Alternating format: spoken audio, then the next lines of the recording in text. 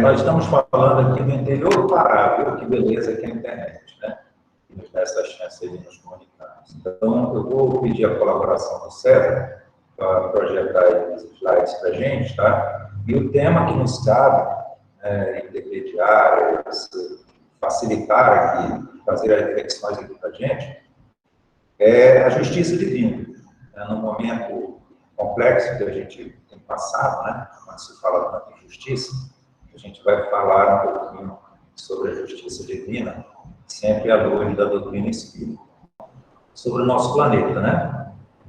Nosso planeta, ele tem passado um momento já iniciou um momento de transformação a certo ponto, e isso faz parte, de certa forma, da programação divina, né? Da programação maior aqui do nosso planeta.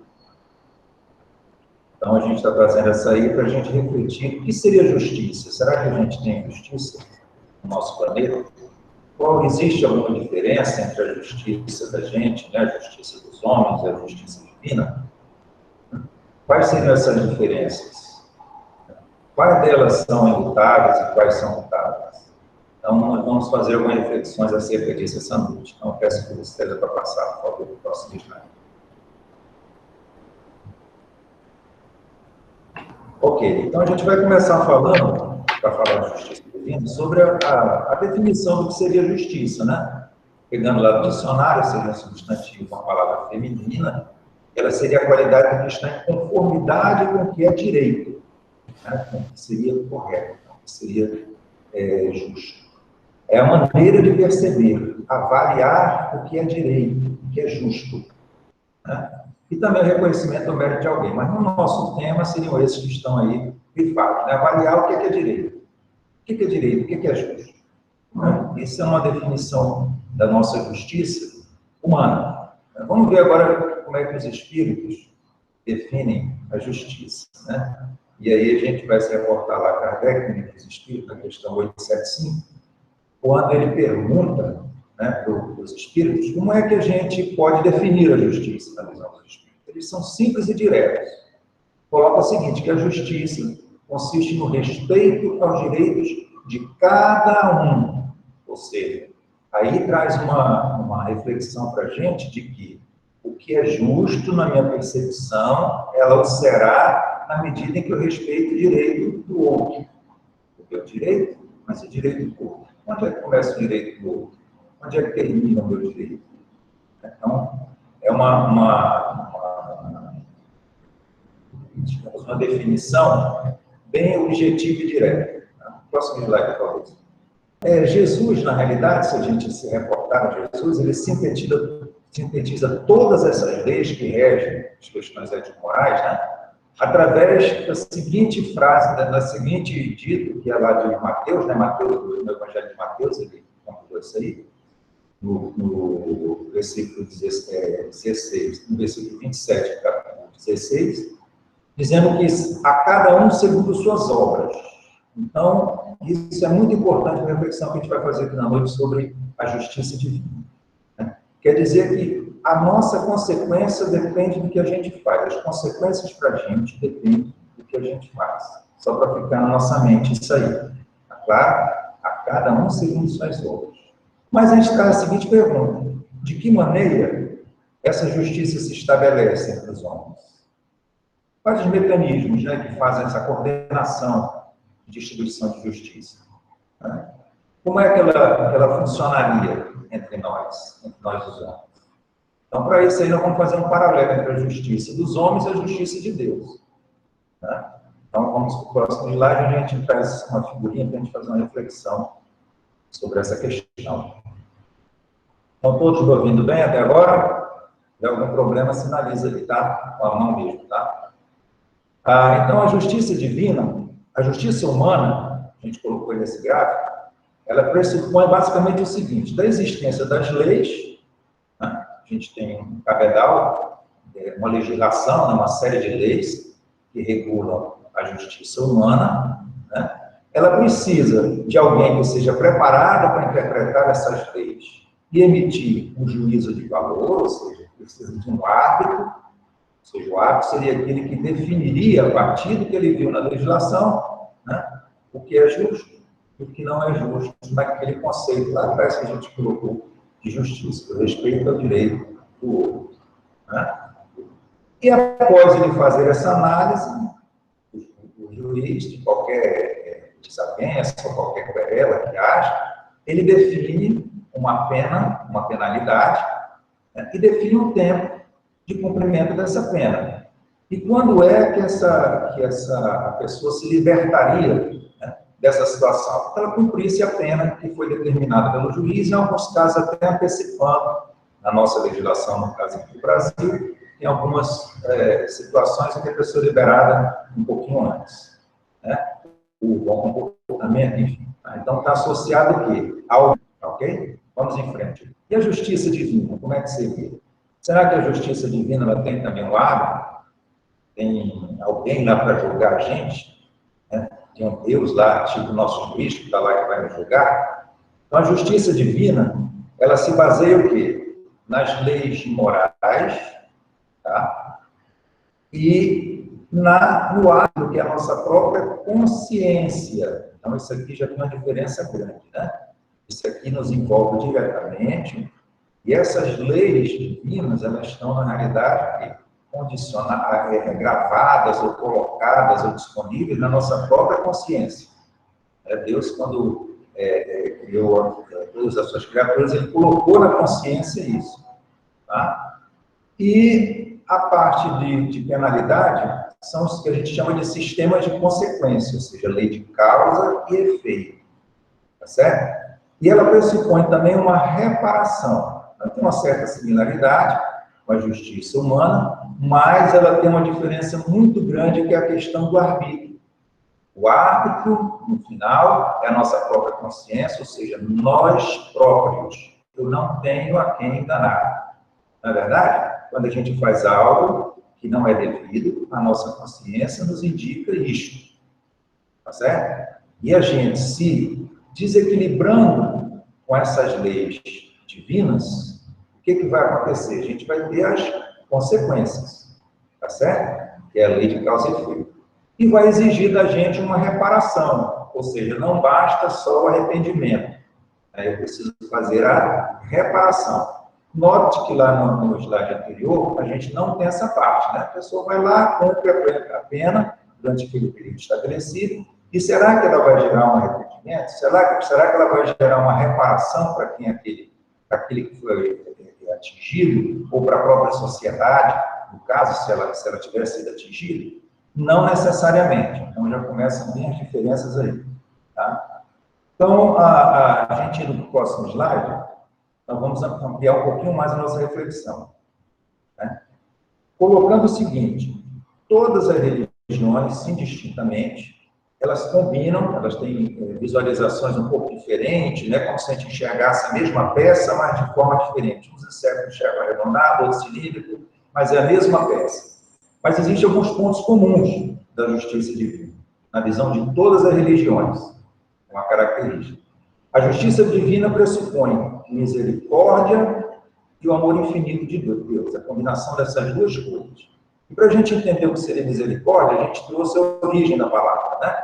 Miseratio, que seria compaixão, é uma combinação de duas palavras, né? E cor, que significa coração. Então, seria o coração compadecido. Então, você veja que já tem alguma coisa do nosso sentimento, né? E desse amor infinito de Deus. E juntos, a misericórdia divina, né? O coração compadecido de Deus, as chances que Ele nos dá várias vezes, né? Para que nós nos reajustemos com as nossas próprias dificuldades, com as nossas próprias mazelas, é a função do amor infinito de Deus. Ok? Vamos lá para o próximo. Ampliando aí um pouco mais, nós estamos trazendo um quadro aqui, só para a gente refletir também, da justiça dos homens e da justiça de Deus. Então, vamos ver o seguinte: a gente já falou anteriormente, a justiça dos homens é calcada na legislação humana. A justiça de Deus, ela é consequência dos atos, e se dá de forma direta e natural. Um exemplo, né? Na legislação humana, se eu cometo algum crime, por exemplo, né? E se eu sou identificado, se eu estou transgredindo uma lei, um crime, né, que eu tenha cometido, vai gerar todo aquele processo que a gente viu. Né? Uma análise do juiz, definição de pena, cumprimento da pena, e eu me livro daquela falta. Né? Na justiça divina, essa consequência está associada diretamente aos nossos atos, é o que a gente falou ainda há pouco da lei de causa e efeito.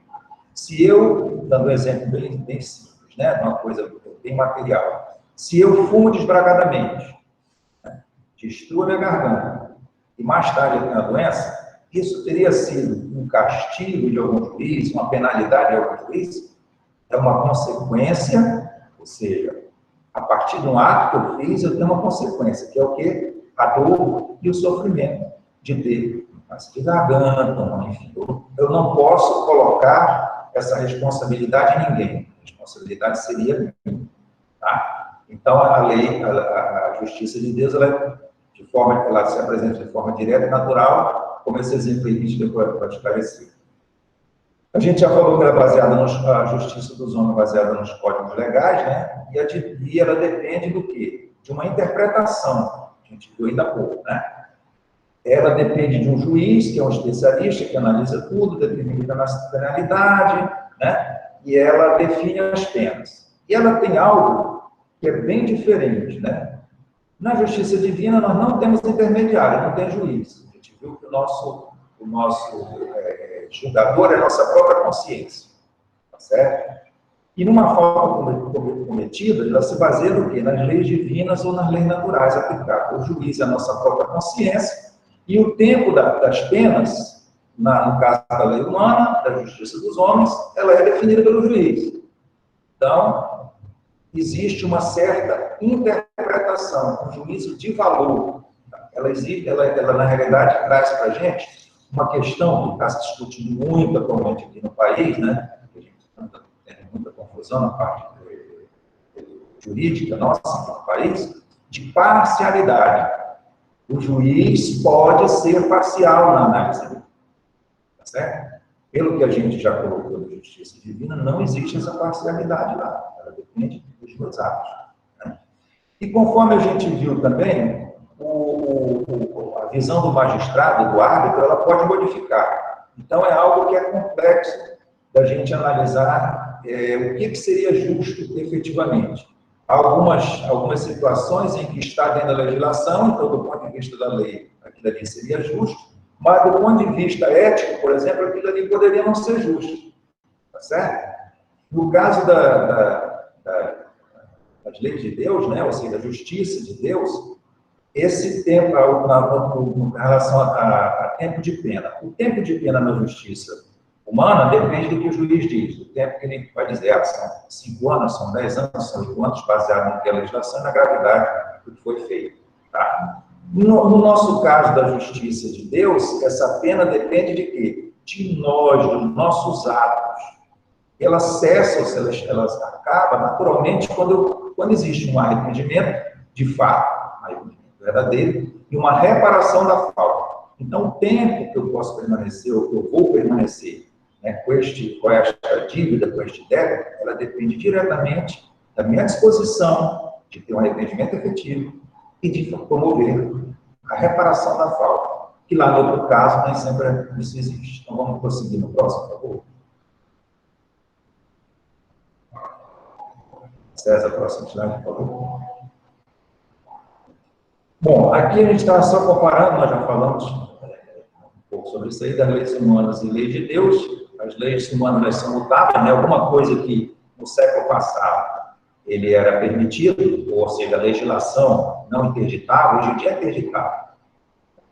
Antigamente, no final do século, quando Kardec compilou as obras da doutrina espírita, por exemplo, ainda existia, né? Ainda existiu o duelo. Era algo que a legislação permitia. Você teve a honra atingida, você podia chamar ou convocar o outro para o duelo, e aquilo ali, se um dos dois querecesse lá, havia escusa da defesa da honra. Isso aí, nos nossos dias, já não é mais permitido, ou seja, a própria legislação humana ela vai mudando, ela vai se modernizando à medida que a gente vai se tornando mais civilizado do ponto de vista da moralidade.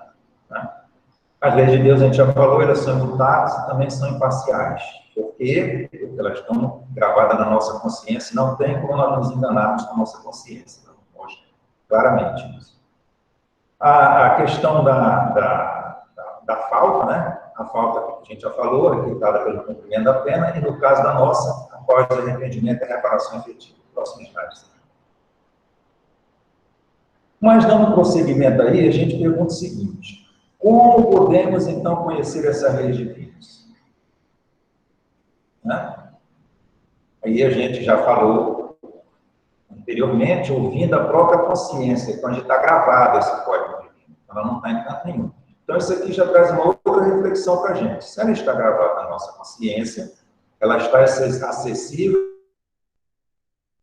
a todos nós. Né? E aí, essas reflexões são todas trazidas lá do Livro dos Espíritos, na parte 3, da Lei Morais, nas questões 619 a 621, para referência embaixo. Então, ela está acessível a todos, mas nem todos conhecem essa lei. E pior do que isso, nem todos compreendem as leis que estão ali gravadas. Mas um dia, diz a espiritualidade, todos vão ter essa compreensão. Tá? E nesse momento o progresso se efetuará. Lembrando que acesso a isso todos nós temos, porque ela lá está gravada. Qualquer criminoso, mesmo que ele faça um crime absurdo, quando ele para refletir, a consciência dele coloca, né, em xeque se aquilo ali que ele fez, ele está transgredindo alguma coisa ou não. Ainda que ele não reconheça, dado aos meios, as condições sociais e ao próprio local, né, que a pessoa se desenvolveu, e no próprio estágio evolutivo que a pessoa está. Mas a espiritualidade nos tranquila, dizendo que esse progresso se efetuará um dia e todos conhecerão e compreenderão, seja pelo amor ou seja pela dor. Próximo. Aí nós vamos adentrar um pouquinho no que falamos na lei de causa e efeito. A lei de causa e efeito é algo que norteia, né, fortemente essa reflexão sobre as leis divinas, né? Sobre o assunto do que ocorre, né, com a gente. Então, nossos atos infelizes, que nós praticamos ontem, é que vão gerar os sofrimentos de hoje. A gente deu o exemplo lá do tabagista. Então, a gente está na reflexão de que o plantio é livre, como o ditado colocado como indígena, mas a colheita é obrigatória. Eu não posso pressupor que eu vou plantar ortiga aqui, vou fazer coisa bem complicada, né? E mais tarde eu vou colher uvas, ou seja, eu vou ter toda a felicidade. Isso não vai acontecer. Vai vir, pela lei de causa e efeito, uma complicação para mim, vai vir algum tipo de sofrimento. A lei de Deus é uma lei de amor, mas quando eu me afasto da lei de Deus, como a espiritualidade nos traz, o que acontece? Eu me torno infeliz, porque me afastando dela, eu vou naturalmente ser chamado a minha atenção através do sofrimento. Então, uma coisa interessante é que, se isso aí depende dos nossos atos, o nosso aperfeiçoamento dependerá de quem? De nós e das nossas ações. Nós todos fomos criados, né, simples e ignorantes, para atingirmos a perfeição. E Deus nos deu, quando gravou na nossa consciência as suas leis, todas as condições de acessá-las, compreendê-las, à medida em que a gente vai se tornando mais maduro. E Deus é tão compreensivo, providência divina, e tão bondoso para conosco, que Ele divide, né, desses débitos que a gente, digamos, se a gente fosse pensar no cartão de crédito, não, o cartão de crédito das nossas falhas, né, ele divide algumas prestações para que a gente consiga quitá-las através das encarnações. Mas é claro que se eu, numa determinada encarnação, deixo de desenvolver aquilo que eu deveria, vai vir, como lá no cartão de crédito, se eu pago só o mínimo e não pago o que eu devia naquele mês, vai vir o quê? Vai vir o juro. Que são o quê? As outras consequências. O sofrimento, a infelicidade. Tudo isso buscado por quem? Por nós próprios. Então, um outro ponto para refletir é o livre-arbítrio. Nós temos liberdade, então, para prolongar ou para abreviar esse sofrimento nosso. Isso está associado aqui a alguém, a oração que eu faço, a quem me trouxe aquilo ali? Não. Está dependendo do quê? Das nossas obras, de como eu me comporto, de como eu me modifico. Isso foi uma análise de mim e uma proposta de modificação. Com a liberdade, né? A providência divina ela não nos obriga a fazer nada, não nos dá liberdade. Mas a nossa liberdade que nós já vimos, ela pode nos trazer consequências positivas ou nem tanto. Cabe a nós escolhermos. E claro que isso tudo está associado à nossa maturidade, ao nosso progresso espiritual. Né? Jesus, né, que é o nosso exemplo maior, que foi o espírito mais evoluído já passado aqui no nosso planeta, conhecido como justo por excelência, ele exemplificou e praticou a justiça em toda a sua pureza. Então, ele veio em pessoa no nosso planeta, para nos dar, digamos assim, um empurrãozinho que nós estávamos precisando. Isso aí já tem algum tempo, né? E nós continuamos, alguns de nós ainda com dificuldade, a maioria de nós com dificuldade de colocar em prática o Evangelho de Cristo, os evangelizarmos verdadeiramente.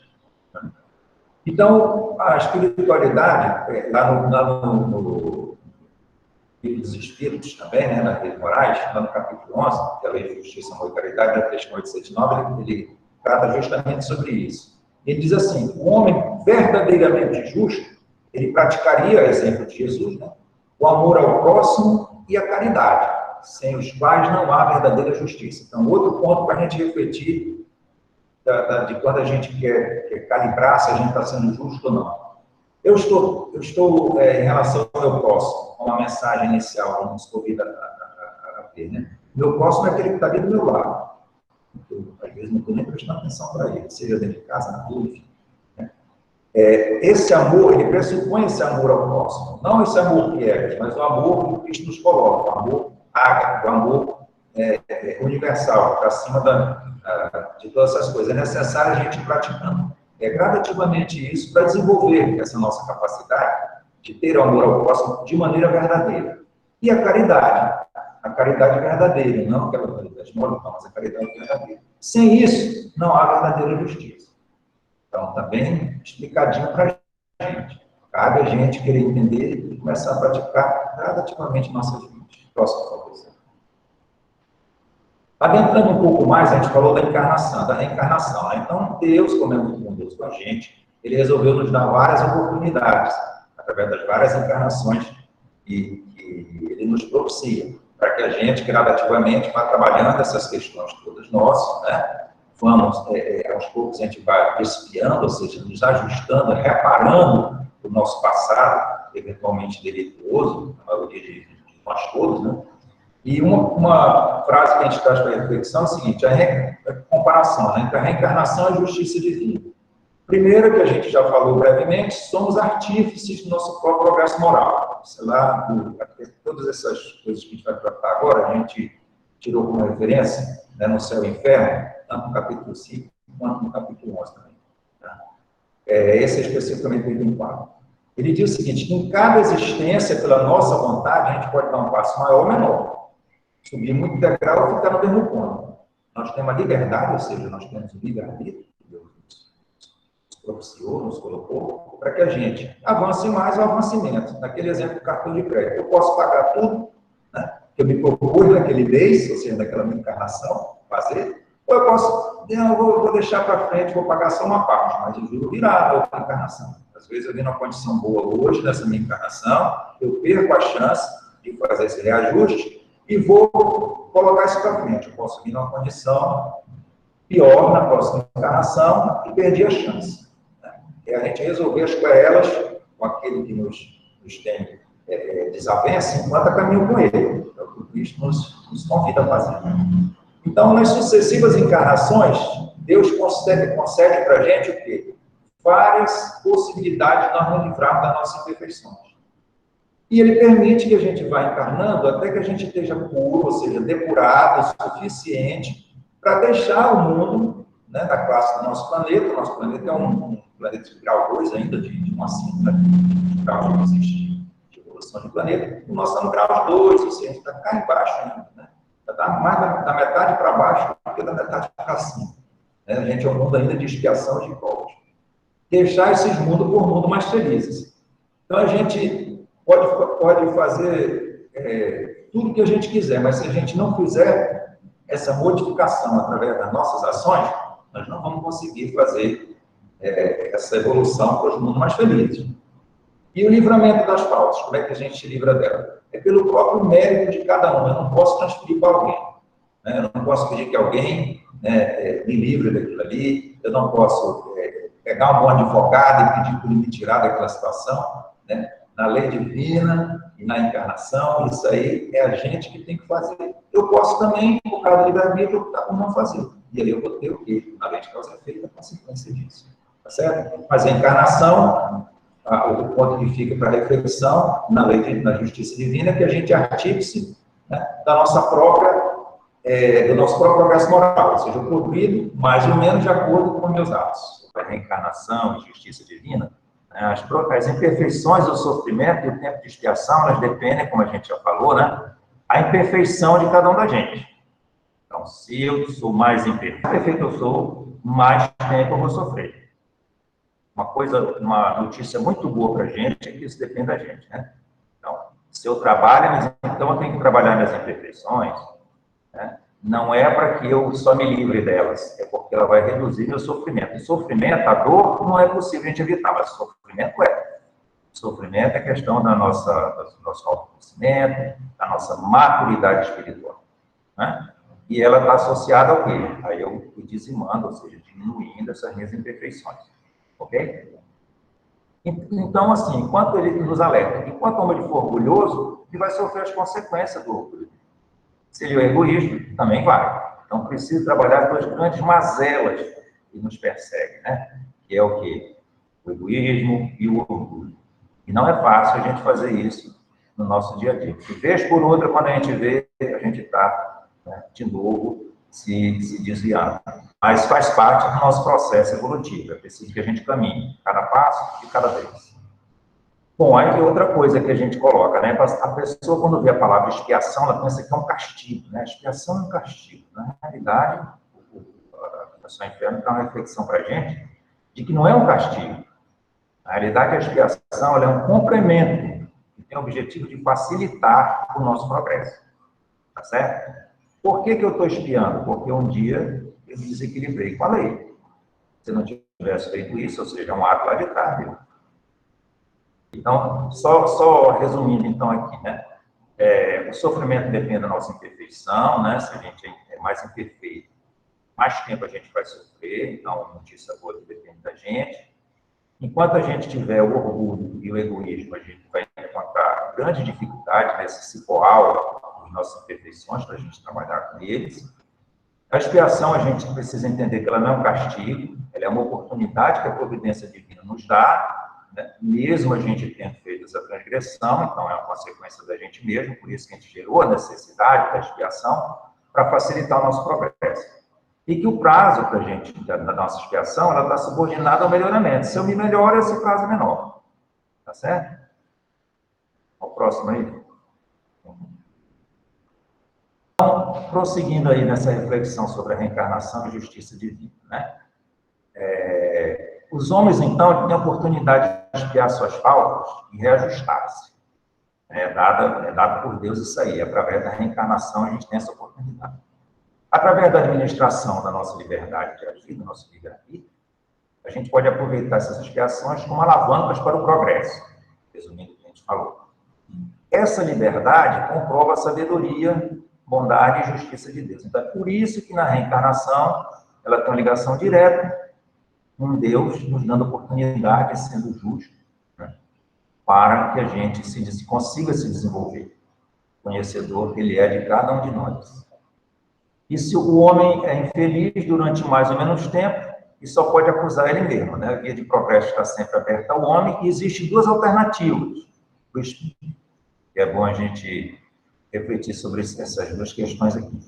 Punição temporária, que é proporcional à culpa, né? Minha culpa, se eu tenho mais débito, né? Essa minha punição é maior, mas ela é temporária, se eu me modifico. E a recompensa, que é graduada segundo o mérito. Cada um. Ok? Próximo, por favor.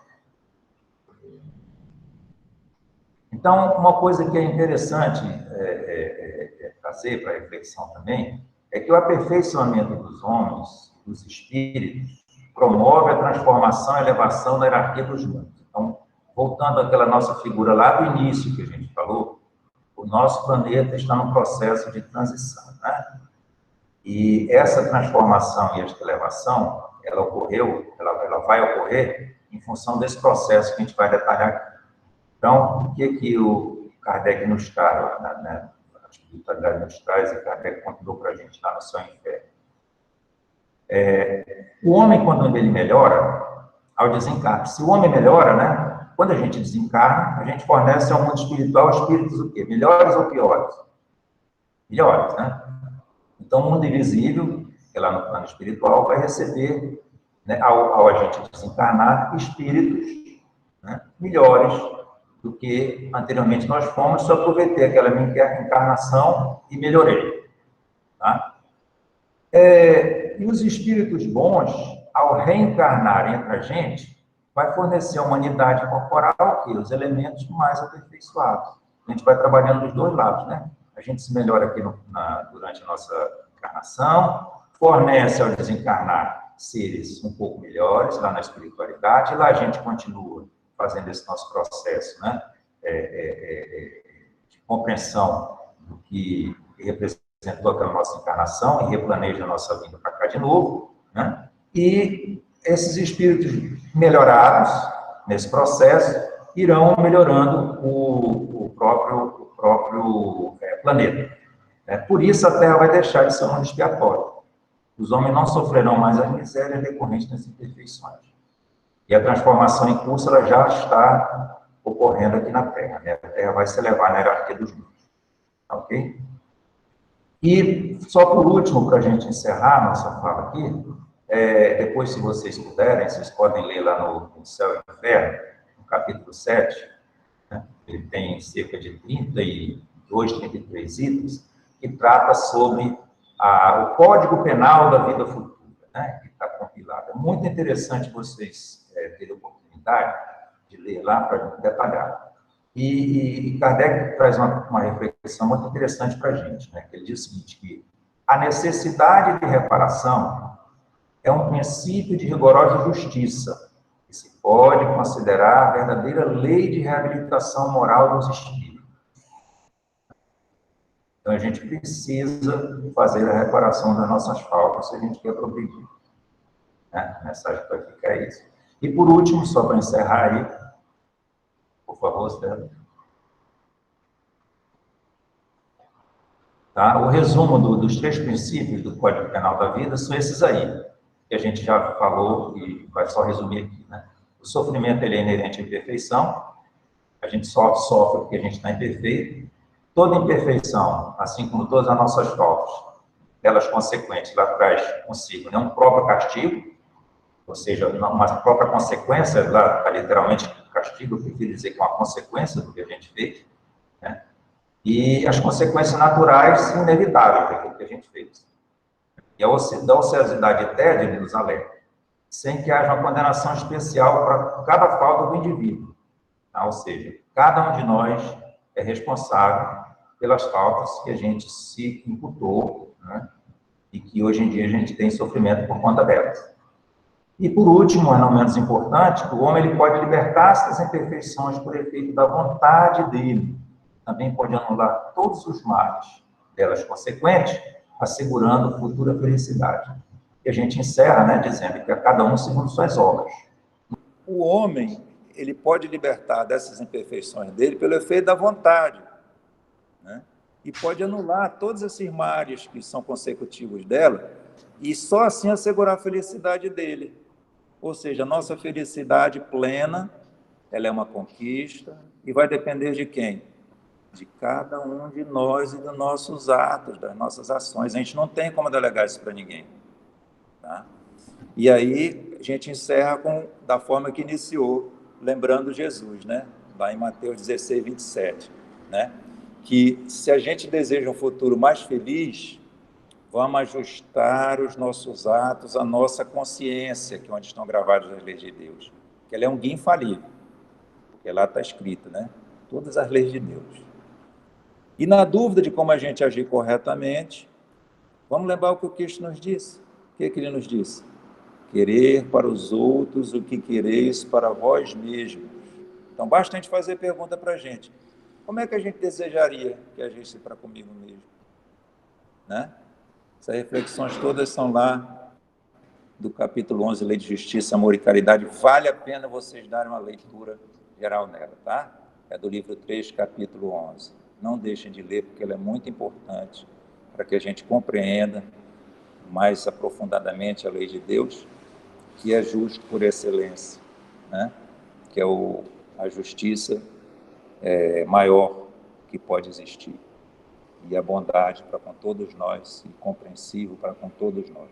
Obrigado pela compreensão e pela paciência conosco aí.